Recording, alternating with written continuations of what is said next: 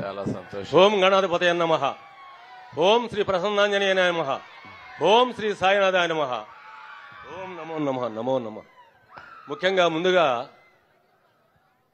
గౌరవనీయులు మన రాష్ట్ర ముఖ్యమంత్రి వర్యులు నారా చంద్రబాబు నాయుడు గారికి ప్రణామములు. తరువాత వారి సహచర బృందం పైన ఉన్నటువంటి పెద్దలందరూ కూడా నమస్సులు. నేల ఈనిందా, ఆకాశం సిల్లుబడిందా అన్న రీతిలో ఈనాడు మన మధ్యరాలపాడు గ్రామంలో జరుగుతున్నటువంటి ముఖ్యమంత్రి వర్యులు గౌరవనీయులు నారా చంద్రబాబు నాయుడు గారి సభా కార్యక్రమాలకు విచ్చేసినటువంటి 50 మంది పెద్దలకు, సోదరులకు, హితులకు, సన్నిహితులకు, స్నేహితులకు, ముఖ్యంగా మా తెలుగింటి ఆడపడుచులకు, ఇది మా అన్నగారు మాకు నేర్పినటువంటి విద్య. ఆ అన్నగారు మాకు నేర్పినటువంటి విద్య. నిజంగా కూడా ముందుగా hats off chief minister Chandrababu Naidu గారు. ఆయన ఈ వయసులో హార్డ్ వర్క్, సిన్సియారిటీ నిజంగా ప్రతి ఒక్కడిని హృదయాన్ని కలిసి వేస్తూ ఉంటుంది. అందుకే నాకు సమయభావం లేదు కాబట్టి 2 మాటలు చెప్పి నాకు ఇచ్చినటువంటి ఈ సమయాన్ని సద్వినియోగం చేసుకుంటాను.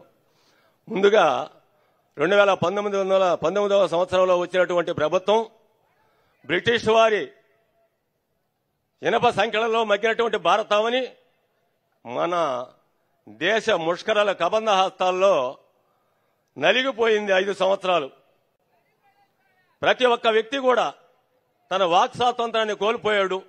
నా బాధ ఎవరితో చెప్పుకోవాలి, ఎలా ఈ బాధ నివారణ అనేటువంటి తరుణంలో ఎన్నికలు వచ్చినాయి.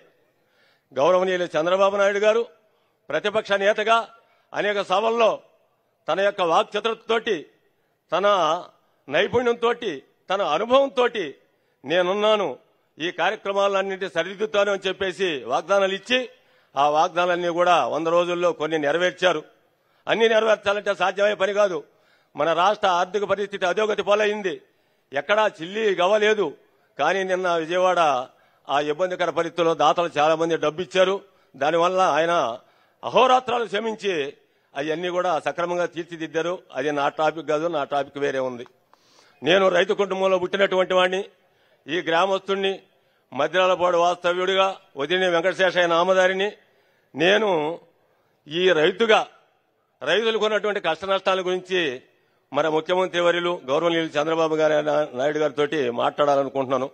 ఏంటంటే ఆయన ముఖ్యమంత్రి కాంగలోనే ఈ ల్యాండ్ టైటిలింగ్ యాక్ట్ గురించి నేను రద్దు చేస్తాను, ఇది రైతులకు ఉపయోగం కాదు, ఇది ముఖ్యమైనది మన రైతులకి. నెహ్రూ గారు తర్వాత లాల్ బహదూర్ శాస్త్రి గారు ప్రధానమంత్రి అయి జై కిసాన్ జై జవాన్, దేశ సరిహద్దుల్లో జవాన్ లేకపోతే ఈ దేశం లేదు. రాష్ట్రానికి గాని దేశానికి గాని రైతు శ్రమించి పిడికడ అన్నం పెట్టకపోతే దేశ సౌభాగ్యత లేదు.